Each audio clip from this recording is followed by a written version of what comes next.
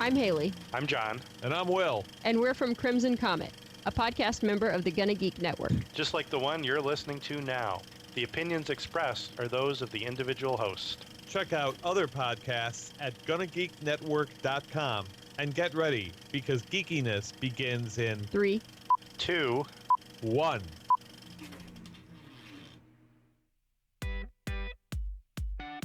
Welcome to Better Podcasting, a show where we talk about podcast tips, tools, and best practices to help you succeed with your podcast. What makes us different? Well, just like you, we podcast purely out of the love and fun of it. Podcasting is our hobby, and we recognize that it's yours too. We always encourage your questions and feedback, and you can find all of our contact information at betterpodcasting.com. Here's your hosts for the show, Stephen John Drew and Stargate Pioneer.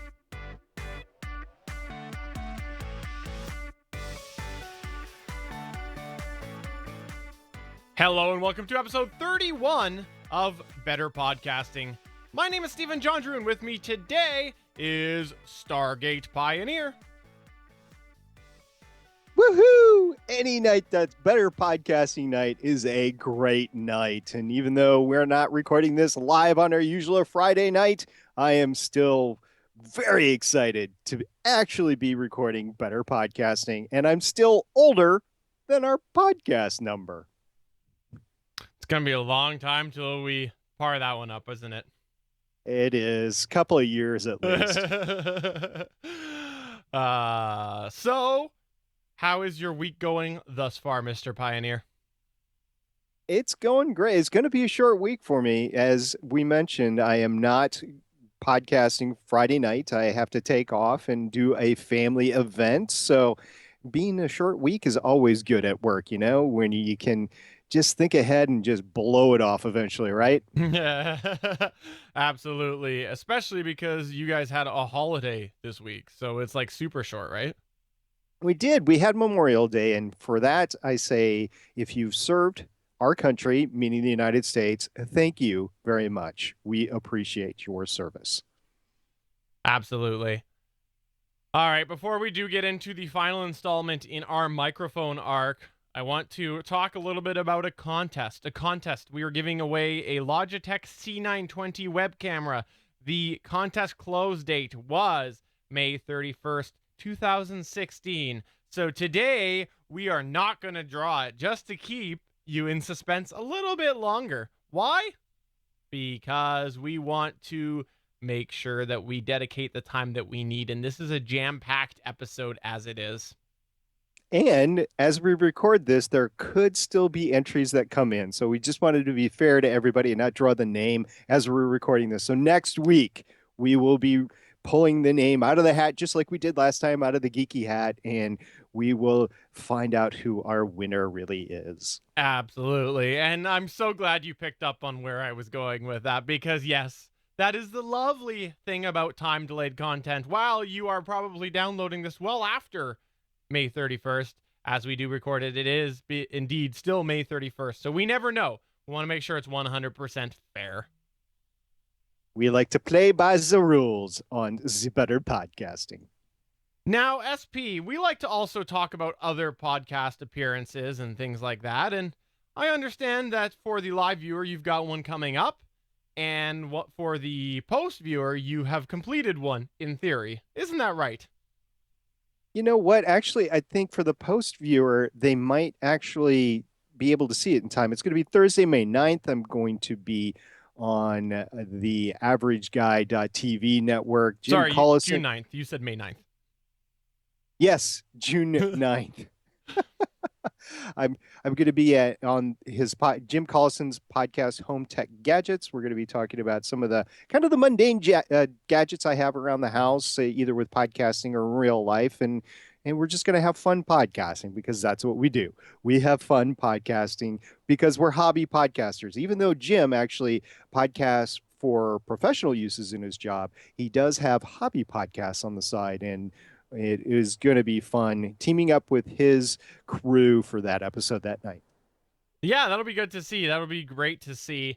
And I want to tease one other thing as well. I talked about this a little while ago. the headphones that I am using right now, the Audio Technica ATH M40Xs, I've been testing them in comparison to my Shure SRH 440s. And I'm going to give news, but I'm actually going to first do it on Gonna Geek, because I do a little geek segment there, and it's only fair to share the wealth. So I'm going to give my initial impressions first on episode 149 of Gonna Geek, which we'll record on next Monday, which is June. What is that? The first Monday in June. June 6th. June 6th at 5:45 p.m. Pacific at Geeks.live. I'm going to give you a bit of a quick rundown on my about month of comparison between the two cans. It'll be a lot of fun, I think, to talk about. And SP won't be there, sadly. He will not be able to make it that week, but I'm sure he will be in the chat with us. If I can be, absolutely. I might be in transit at the time. So we'll just see. I'm excited to hear I'm legitimately excited to hear what Stephen has to say, because this has been something that we've both been wondering for quite some time, which ultimately is the better for Stephen, podcasting headphones, the Shures or the Audio Technica. I unfortunately have never had a chance to use the Shure headphones. The reviews had said that you need to do a couple of modifications, so I just kind of discounted them. But in the end, it is all about both comfort and usability and how they sound and stuff like that. So we'll see which one tops out on top. And I will end up talking about it on here, and I will tease one little thing there. I learned something about myself doing the test, which was very surprising. Very surprising. Don't wear headphones in the shower. Yeah, I had to take them both back because I wore them both in the shower and they got wrecked. So there you go. Return them to the store. As you do a lot of things, actually, but we won't get into it. All right, let's talk mics.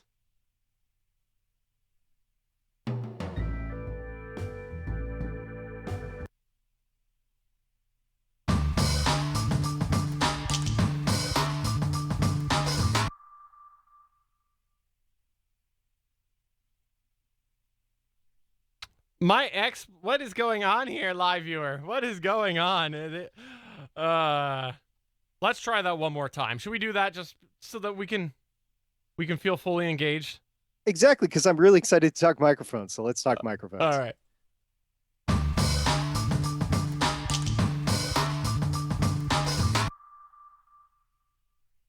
This week, we are wrapping up the arc on microphones. We love microphones, and if you are watching the video companion available at betterpodcasting.com, you are seeing SP using a specialty microphone, which is the category for this week. And specialty microphones are microphones that are different than what we've traditionally talked about. They're not your standard handheld dynamic microphone or your condenser microphone that you set on your desk or your large diaphragm dynamic microphone. No, they have a special use generally, which is why they're made. And we basically boiled it down to three categories that we want to talk about this week. We'll start off with one that I think is one that is often used in live settings, whether you're interviewing, whether you're trying to pick up a panel or things like that. It is a shotgun microphone. Now, SP, why don't you give the listener/viewer a rundown on what a shotgun microphone is? So a shotgun microphone is basically really super cardioed sort of dynamic microphone. It's a long, thin stick, and it's meant to reach out to a very narrow pattern in front of it and pick out what is directly in front of it. So it is used for off-camera video production, and that's when you see on TV productions or whatever, a gaffer, that's what they're holding up, is they're actually holding up, more than likely, a shotgun microphone that's pointed right at the speaker. And it's also used for conventions or dinner speaking or news gathering when you're pointing your camera and microphone at a long distance away. And it is used also when you're trying to get basically an interview going back and forth. You can in a noisy environment, you can point the microphone at the individual and hopefully it won't pick up a lot of the background sound.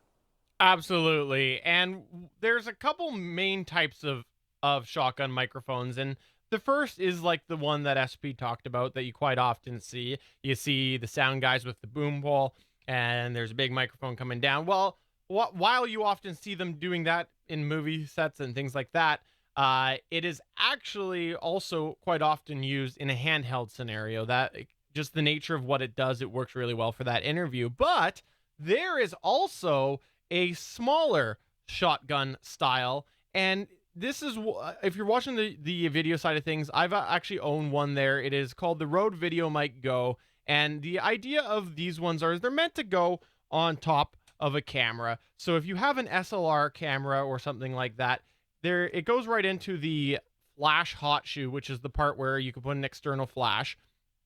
And then if you are using the video function, it helps pick up the sound a little bit better than the built-in camera. And I know, like, for my SLR, it makes a world of difference because my SLR ends up picking up a lot of the focus noise. So like if I have it on the automatic mode as I'm videoing, you can by default hear the vrr, vrr, vrr of the lens, and with the shotgun mic, the Videomic Go, it makes a difference. Now, that is a great way that people who are looking to do a little bit of video on scene, they can do it in a one-man setup. They take the small form shotgun mic, they put it on top of the camera, and they're pretty much good to go. Now, the thing with a shotgun mic is, in my opinion, you still pick up a lot of noise, and there is a variety of levels of quality. For example, the one that I own is the Videomic Go. There's a whole other category above it. I believe it goes then the Videomic, then the Videomic Pro, and different tiers. I know the Videomic Go that I have doesn't do that great of a job picking up sound. And I'm just going to go ahead and plug it in really quick because I've got a way to plug it into the sound so you can hear. I'll turn off my main mic and just do a quick little thing. The levels aren't perfect. However, you'll get an idea of some of the noise you'll be able to hear. So here we go. So now I'm talking, and I think it's clipping a little bit, so I'll pull it back. But now I'm talking on the shotgun mic. You can hear a lot of the room. To me, you hear a lot of the hiss, whatnot, but it still is picking it up a heck of a lot better than if I was using just the default sound pickup on my camera. And this is just to give an illustration of sort of what sort of sound you might get from a smaller shotgun mic.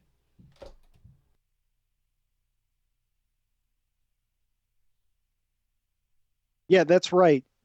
What Stephen just demonstrated was a smaller shotgun mic. I'm actually viewing a larger shotgun microphone for both home video use and for convention panel recording and that sort of thing, or recording out in the field, maybe recording some video shots in the outdoors, and maybe have to get a muffle, the furry top to it and whatever, like you see on the gaffers, like we talked about before.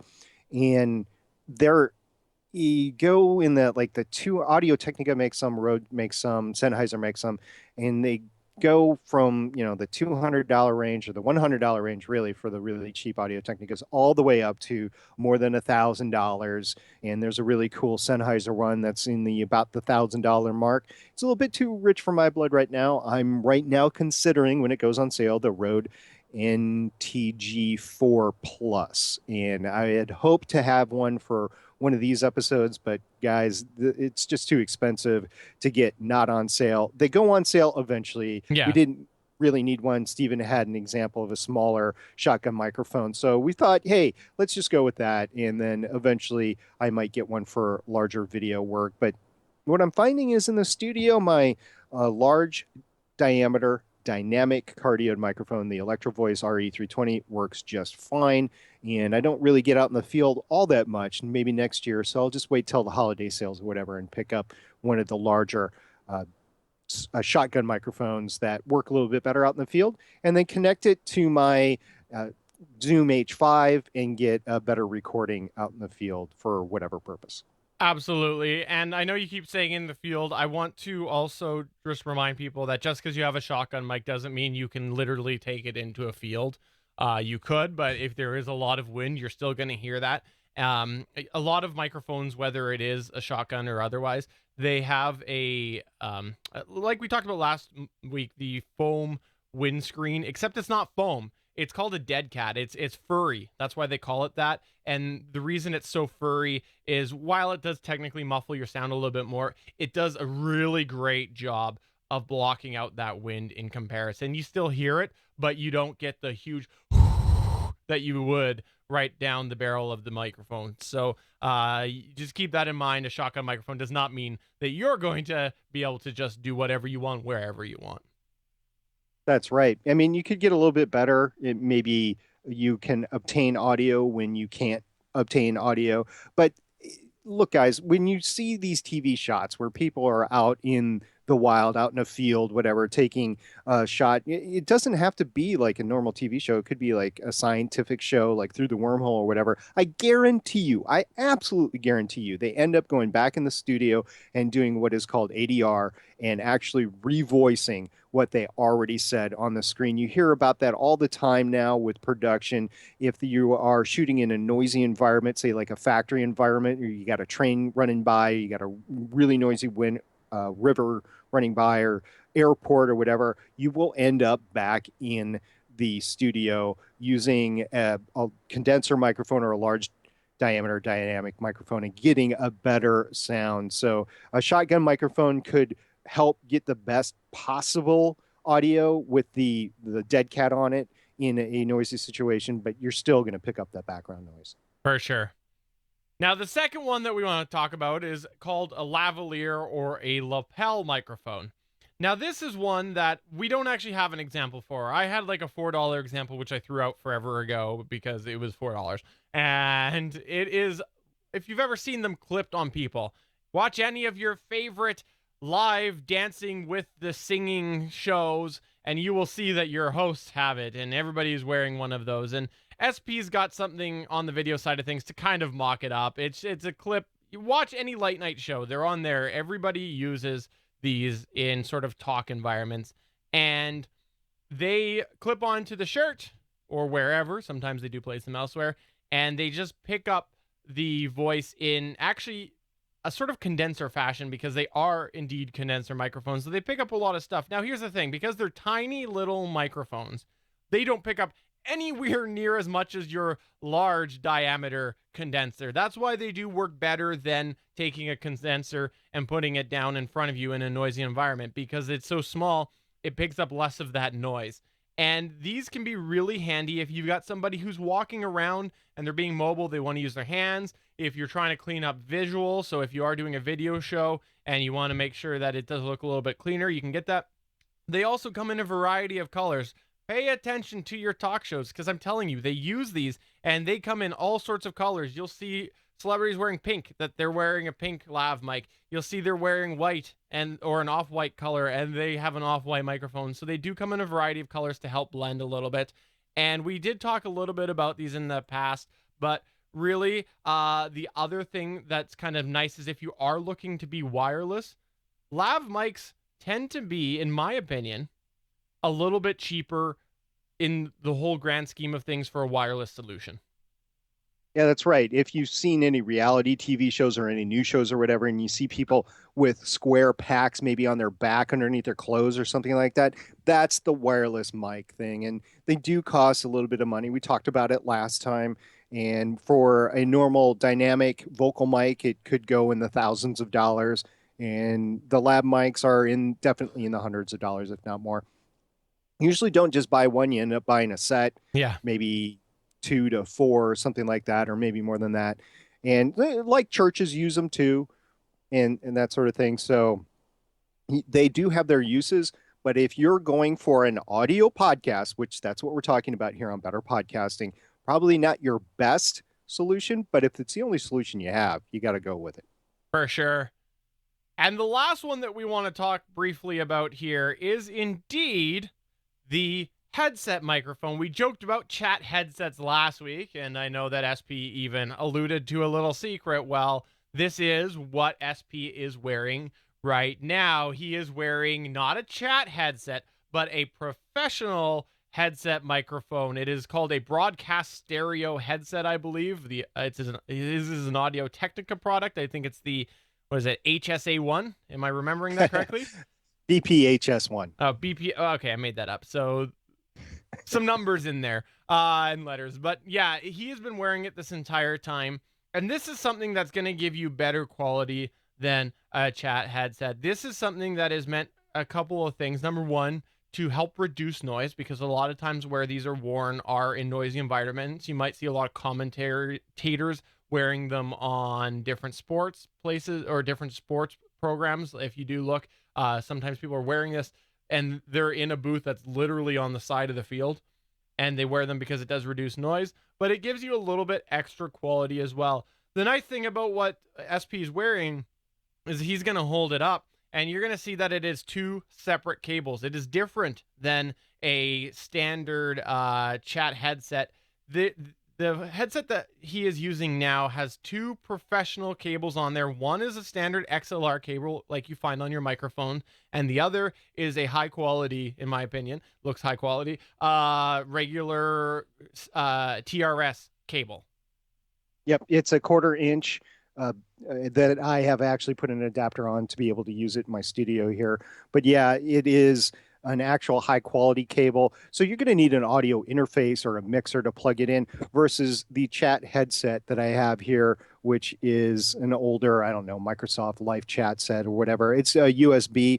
You're not going to, the microphone on this, it might look similar to the one that's on my chat headset right now, but it is by no means capable of picking up the frequency range that this studio head chat broadcast set. A chat headset is one thing. This is a broadcast headset. It's this is the lowest quality, by the way, that I've been able to find that's actually worth anything. It's about $200 regular price. Got it on sale for significantly less, but they go up to say around $500 with the regular ones that you see around, and you could probably even get higher than that. But these are the ones that you see when you have sideline reporters in like football, or I mean they're sitting at a desk. These are the ones where you see the commentators at a hockey game or a basketball game use maybe not this specific brand, but they use this type of broadcast headset, and the earphones are very similar. They're not exactly the same. They have a different frequency range, but they do have the same 40mm drivers as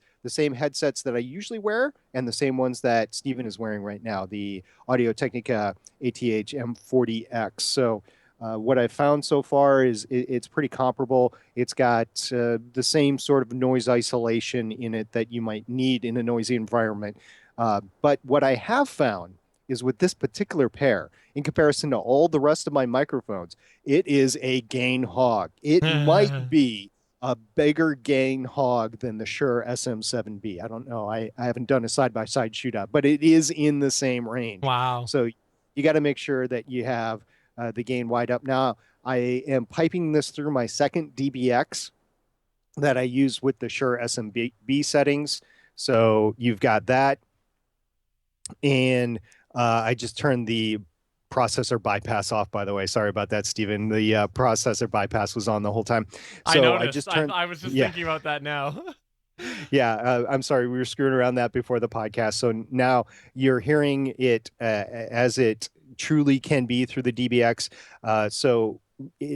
If you just go raw through the channel, it takes all the gain on my Mackie mixer, but you end up with a semblance issue. So once the processor is thrown on, you have the semblance taken care of, and that's what it is. I mean, you're hearing what you can get out of the broadcast chat headset right now.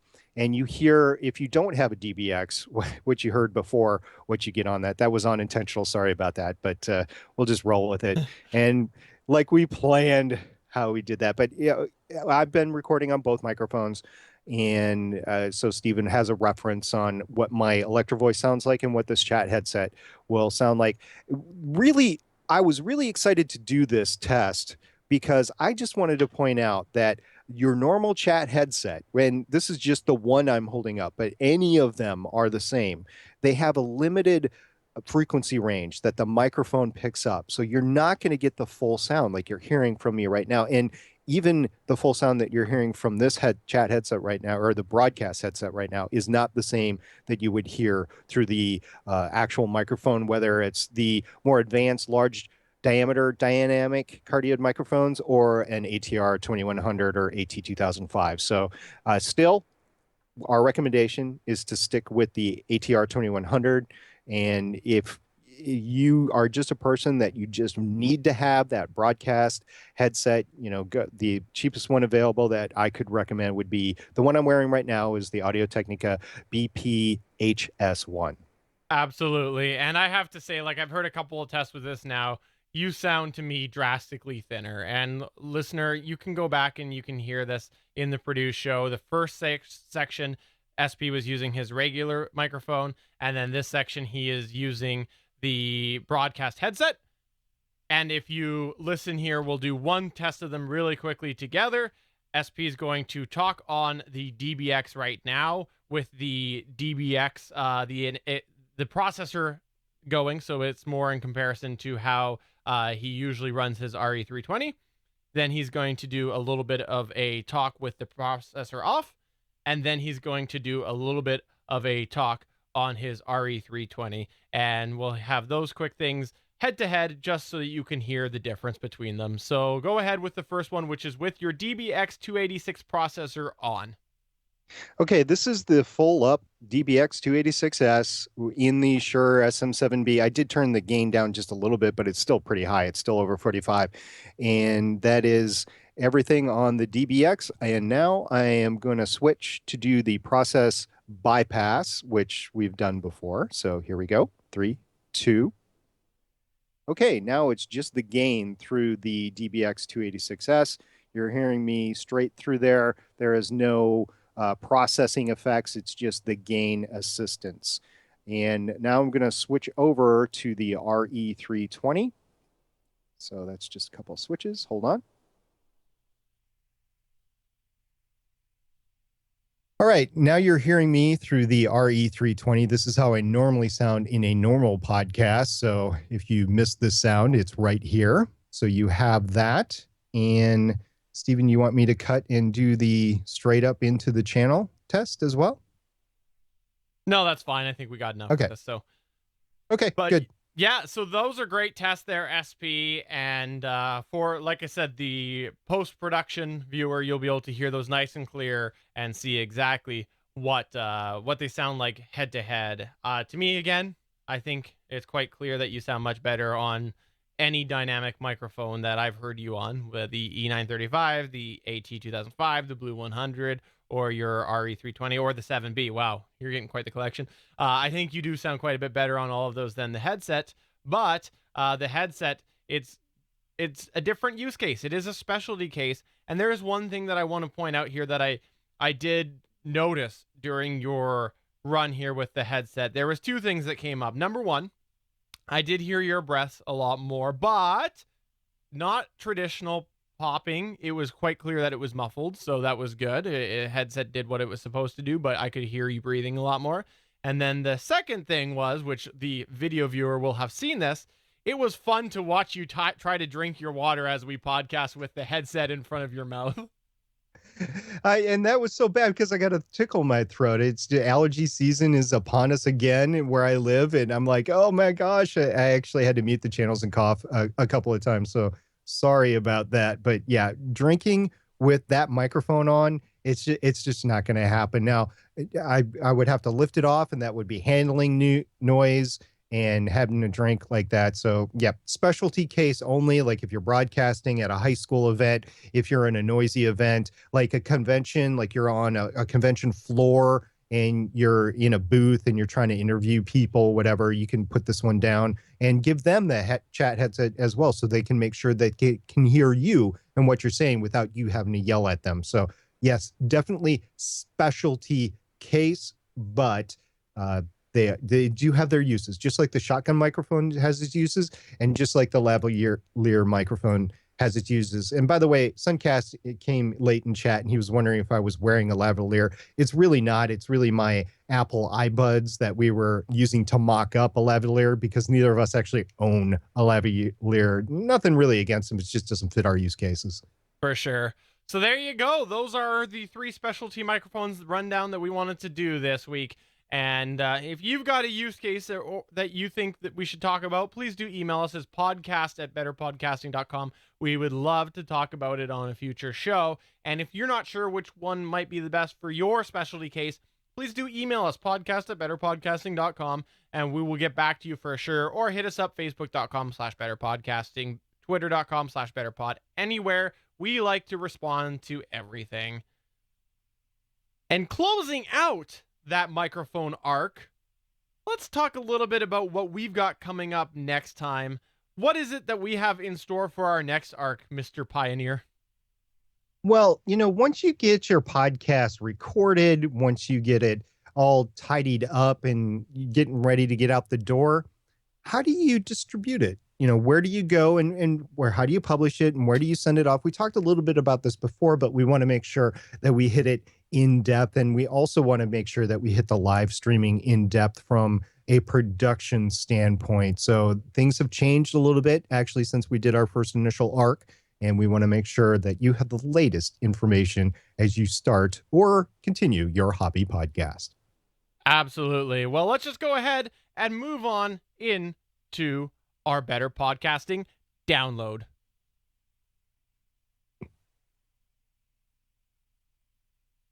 To this week's Better Podcasting download. All right, for the download this week, well, I'll let you tell the listener about that, SB. I see. So if you haven't heard already, the Podcast Award nominations are out and voting in 2016 has commenced. This is basically the People's Choice Award. So if you go to podcastawards.com, that'll bring up all the great voting categories, and it's running till June 12th, 2016. You can vote once a day, and you can vote for one of all the categories. I forget how many categories there are. There's a bunch, like 17 different categories or something like that. And there are 10 shows in each category. Choose one and vote as many times as you want, once per day. So from now until June 12th, this will be open, and vote for your favorite podcasts. Yeah, it's definitely something that is good to see podcasts still being recognized, and there's a great variety of podcasts that have been nominated. So if you do see your podcast on there, I encourage you to vote for them. And if you're not familiar with the podcast on there, my recommendation is either check them out and then vote, or don't vote at all. Don't be a you-know-what and just skew the votes. Vote for what you know. That's my opinion. That's right. There's some categories here that I have not actually listened to any of the podcasts. Some of the categories I know the podcast by reputation only, but I don't know if that's good enough to actually vote in. So I do know some of the podcasts and some of the categories, and I'm able to vote there. And it's just, it's a great recognition. If you are a fan of any of these shows, they surely will appreciate your vote if they haven't asked for it already. Absolutely. Now, we also had another point here in the download that we wanted to briefly touch on, and it was some information that came out from Blueberry. Isn't that right, SP? Yeah, that's right. Now, we talked about it before. Rob Walsh over at Libsyn every other week, or basically every other week now, because he splits the stats up on Libsyn's The Feed, which is their official podcast. They release stats like average number of downloads per podcast and that sort of thing, and where they're actually being consumed, what app is being consumed from, that sort of thing. Blueberry actually released on May 17th of 2016 their latest stats on how everything is consumed. And it was interesting. Mobile applications were pretty high, 42%. Desktop applications are down at 13%. And mobile web browsers. So if you combine mobile applications and mobile web browsers, by the way, at 30%. If you combine the two, mobile applications and web browsers, that's 72%. And that's pretty on par with the Libsyn stats as well. So it's great seeing these stats line up. I was listening to an episode of the Podcasters Roundtable, I believe, where Todd Cochran from Blueberry was on, and he mentioned that or maybe it was the New Media Show. In any event, he mentioned that the Libsyn stats and Blueberry stats, because they use slightly different algorithms, are about 3% off from each other. Now, I have no other confirmation on that one way or the other, but Rob Walsh didn't haggle with that at all. So there's a lot of great stats in here. There's client breakdown, 50% over. It looks like just under 50% or so is from iOS. So they're still the big boy, but Android is catching up. And Windows is pretty up there as well. So iOS is at 46%, but if you include that with Macintosh, that's 13.3%. So the two combined are roughly 60%. That doesn't necessarily mean that Macintosh is using like the iTunes infrastructure. It could be through web browsers or something like that. So there is some, I wouldn't say funny things, but there are some distinctions that need to be made between the stats as well. Yeah. If you take a look at them, and there's just a lot of great stats here. What does this mean? This means that you probably should have your podcast in iTunes. Yeah. It means that Android is catching up. Android, like I said, is at 16.9% of the total downloads on Blueberry. So if you're not listed in an Android environment, whether that's Stitcher or Google Play Music or something like that, you probably should be.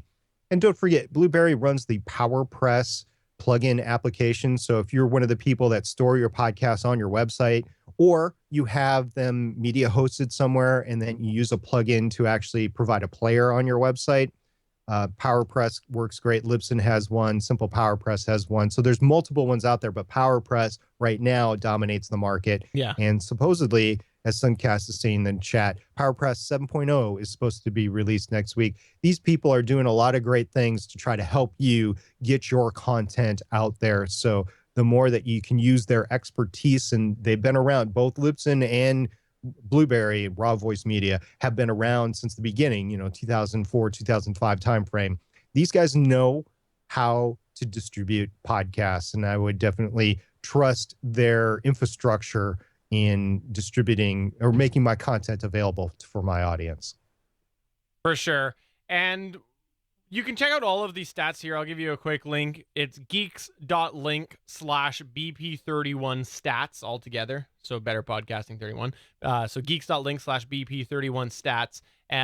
Check them out there. You can see all the details. And before we jump off of this topic, I just want to say here that to me, looking at this compared to some of the other things we've talked about before, very clear that every stat service that's putting it out, it does appear that we are headed in the direction and quite rapidly where desktop playback is definitely down and mobile playback is up. That is clear across the board, no matter who's talking about stats. So it's not in this report, but I've heard Todd and Rob mention before that if you look at the time consumption of the podcast, desktop consumption is up during the work day, wherever that happens to be. So obviously people are listening to podcasts as they're sitting down at their work computer, but off hours, it's more mobile devices. So they're listening in their cars, in their commutes, on their family vacation trips, on airplanes maybe, and that sort of thing. So podcast stat measurement is not an exact science. They do the best that they can, and I think that they do actually quite a better job overall. If you're talking about like PodTrack or Libsyn or Blueberry, than any like Nielsen or anything else out there that measures TV or radio. TV might be getting a little bit better because of the play on demand DVRs, Netflix, that sort of thing. But I think podcasts have a leg up on stats. So if you want to know, how many people are downloading or listening to your show, the best information you're going to get is through podcasts versus TV or radio. That's just my opinion. Now, whether that means you can go out and monetize it or not, well, I don't know about that because the advertisers haven't really caught up to that yet. So it's still young industry, 10 years plus now. So we'll see as things grow in the next 5 years. Absolutely. All right, well, let's go ahead and get to your feedback. This is Better Podback.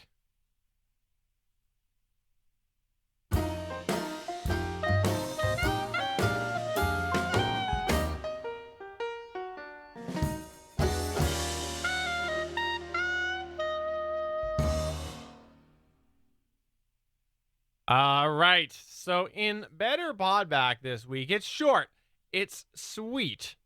Well, it's not the shortest in the world, but it is fairly short. We had Scott Smith on episode 1. It was very, very astute and simple. It was "You guys rock," and we love that. We love that. Thank you so much for that. We do really appreciate that, Scott. Thank you so much. Genuinely, I do say that genuinely. Really love to get the feedback. Just knowing that somebody's listening, they do enjoy the show. It goes a long way. Thank you so much. Appreciate that. Yeah, that was great. That came in late one night after we had, I believe after we had recorded an episode, or maybe the next day or whatever. They're like, yeah, that's fun. And so his profile picture on Facebook had him in front of a microphone, and we had fun talking about his Rode Procaster, I believe, which had been on both of our radars before. So it was great seeing that. And Scott, if you're listening, thank you very much for sharing that conversation. We did have fun geeking out about that. And also, if you go back to our now a pretty much extinct Better Podcasting YouTube channel, on episode 1, we had a very short feedback from a user called Lazar, and it was basically "thank you!" exclamation point, Yeah. which I thought was pretty cool. So yeah, you're welcome, Lazar. Hopefully you've found us on our new YouTube site with the Gonna Geek Network, and we really appreciate the thank you. We really do. That was really cool. So thank you very much for that. It lifted both of our spirits. We're like, yes, we got feedback. Absolutely. And what I'll do is I'll set up a short link here, and we'll post it on the site. We're going to make it geeks.link/better podcasting videos or video. I'll send them both up, and that will go directly to the playlist on the Gonna Geek YouTube channel, so that you can easily find us. geeks.link/better podcasting video or videos. Either one will work. And then you can check us out there, because we do post the videos now to the Gonna Geek YouTube. So thank you, everybody. Great. Oh, sorry, go. That sounds great, Stephen. Thanks very much for setting that up. No worries. But I do think that is finalizing this episode. Now, I know that for this last part, you ended up going back to the 320. I think we should take a moment here to have you decompress and debrief a little bit. After using the chat headset for 45 minutes in play, what do you think? How you feeling about it? Will you use it again? What's your thoughts?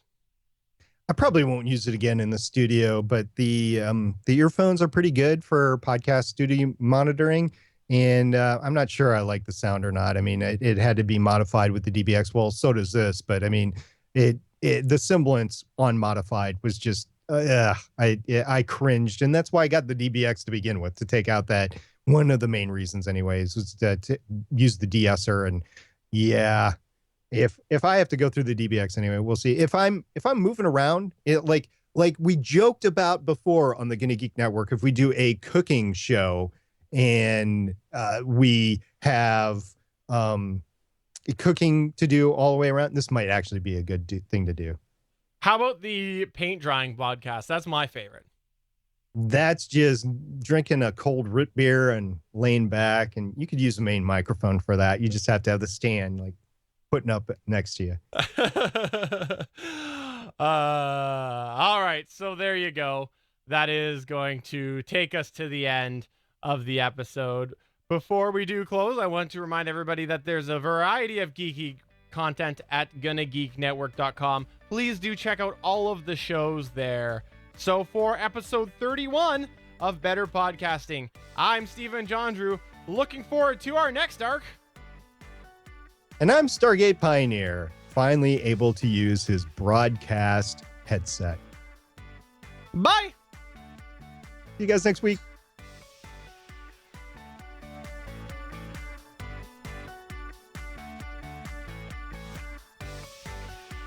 Thank you for listening to another episode of Better Podcasting. We want to hear from you. You can find all of our contact information at betterpodcasting.com. If you like the show, please consider giving us a 5-star review in iTunes. Thanks for listening, and we will see you again next week.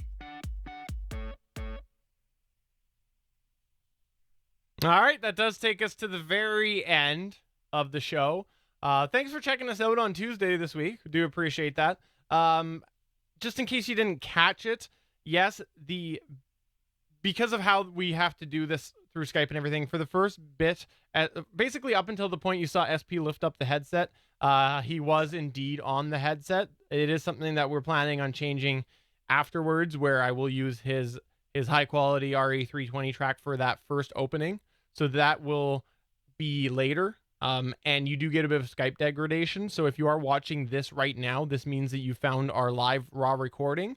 So I do encourage you to check it back. It will be posted next Tuesday, so a week from today when we're recording this on the 31st. So please do check that out and listen to the full comparison. I think that it's fun that you got that set up there, SB.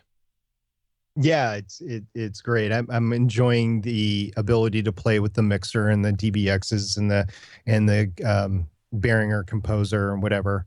I almost threw up in my mouth saying Behringer there, but yeah, Oh, we got the geez. Behringer there. Come on. And by the way, for those of you that are listening to this and you didn't catch it at the end of last episode, you mind if I do a little promo? Sure, go Steven? ahead. So basically what happened is I was so excited last Friday to leave, is that as I was recording on my H6, this is my H5, instead of stopping the recording, I just popped the SD card out. I was able to recover the audio, which was amazing. And we put a little video out on the Gonna Geek YouTube. So youtube.com/Gonna Geek. You will see how I recovered the audio from last week's recording. So that's pretty cool. And if you're a podcaster, you might want to check that out just in case the same thing happens to you. Absolutely. I'm going to go ahead, in case you are watching this right now, I will make your life a little bit easier. If you go to geeks.link/ fix the H6, we'll go with that. So geeks.link/ fix the H6, you'll be able to see the video there. All right, guys, thanks much, and we'll see you next week. Thank you, everybody who came by the live. We are going to shut down now. And Suncast, thanks for chatting in the chat.